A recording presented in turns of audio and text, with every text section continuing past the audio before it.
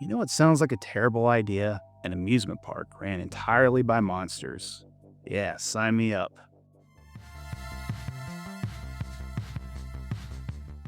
One day at HorrorLand, Goosebumps book number 16 released in 1994.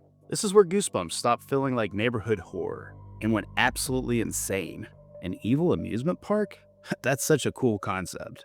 A family gets hopelessly lost in the middle of nowhere while trying to find a regular amusement park and accidentally stumbles into HorrorLand, a monster-run theme park where every ride is trying to kill you and nobody can leave alive. And the monsters are just waiting for humans to become the next attraction.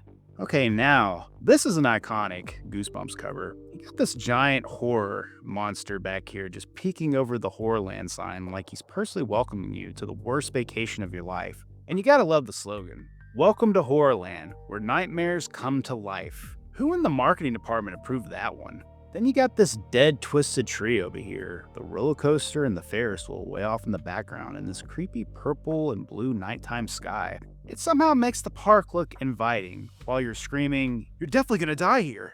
I absolutely love the colors on the cover. And honestly, if I was a kid again and I walked past this book at the book fair, I'm definitely buying this. Enter if you dare. Well, I'll take the Doom guy with me, and then I'll take my chances. Spoiler warning, you have been warned. After escaping a deadly monster game show, Lizzie remembers that all those no pinching signs scattered throughout all the park and realizes that the horrors literally deflate if you pinch them. The family steals a HorrorLand bus and escapes, and they think they're finally safe until they get home and realize one of the horrors hitched a ride just to hand them over free passes for next year to the park. So let me get this straight. Your car explodes. Every ride is trying to kill you. There are monsters walking around everywhere. And you guys stay? I'm leaving the second my car explodes. And also, whoever designed the Doom slide belongs in prison. And imagine surviving all of that just to get season passes. Gotta love it. Could you imagine if Six Flags had this? Good God, the amount of lawsuits that would be going on? It'd be lawsuits out the ass. The TV episode changes things quite a bit. First of all, Clay is completely gone. And they cut a bunch of the best rides, like Doom Slide and the Bat Barn. The ending is also completely different. So remember what I said earlier, the HorrorLand bus gets hijacked by the family, they get home, and they get a free ticket. But that's not what happens in the TV episode.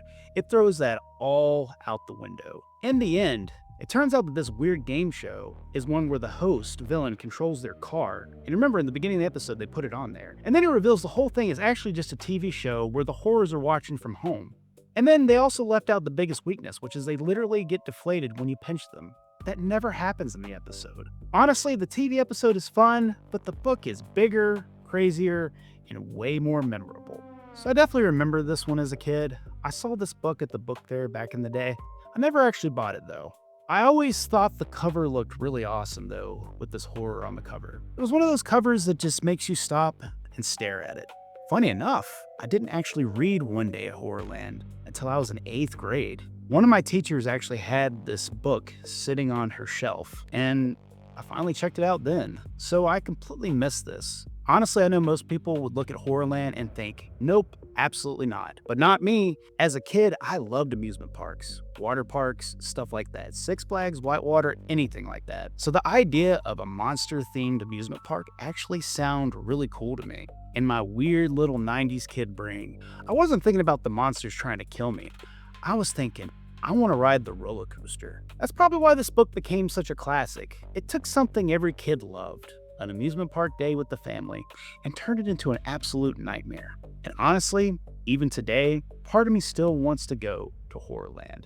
I bet it'd be a lot of fun. R.L. Stine, make HorrorLand into an amusement park. I would go. Try not to kill me though. Well, thanks for watching, and remember, if a theme park advertises that nightmares come to life, maybe spend the extra money and just go to Disney. Next episode, we're diving into why I'm afraid of bees, because apparently turning into an insect sounded like a good idea. See you then.